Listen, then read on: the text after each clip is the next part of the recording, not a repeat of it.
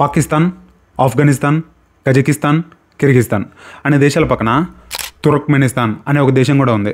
అందులో door to hell అనే ఒక భయంకరమైన క్రేటర్ ఏర్పడింది రష్యన్ ఇంజనీర్ చేసిన ఒక పని వల్ల. అసలు ఇది ఎలా ఏర్పడిందంటే 1971లో ఈ తుర్క్మెనిస్తాన్ దేశం ఇండిపెండెంట్ కంట్రీ ఏం కాదు, ఇది రష్యాలోనే ఒక భాగంగా ఉండేది. సో అప్పటి రష్యన్ ఇంజనీర్స్ ఈ తుర్క్మెనిస్తాన్లోనే కరాకుమ్ అనే డిజర్ట్లో ఆయిల్ రిజర్వ్స్ ఉన్నట్టుగా గుర్తించి అక్కడ డ్రిల్లింగ్ మిషన్స్తో తవ్వడం స్టార్ట్ చేశారు. తవ్వడం స్టార్ట్ చేసిన కొద్దిసేపటికే అక్కడ గ్రౌండ్ కొలాప్స్ అయ్యి 30 మీటర్ల లోతు గుంత ఏర్పడింది.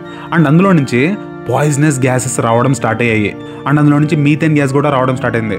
ఈ మీథేన్ గ్యాస్ అక్కడ గాల్లో ఉండే ఆక్సిజన్ పర్సెంటేజ్ని తగ్గించేస్తుంది. సో వాళ్ళకి ఏం చేయాలో అర్థం కాక చివరికి తెలివిగా ఆ గ్యాస్కి నిప్పంటించారు. సో అది గాల్లో కలవకుండా బర్న్ అవుతూ ఉంటుంది. సో ఈ బర్నింగ్ కొన్ని వారాల్లోనే ఆగిపోతుందని వాళ్ళు ఎక్స్పెక్ట్ చేశారు. కానీ ఇది 1971లో జరిగితే ఇప్పటికీ అది బర్న్ అవుతూనే ఉంది.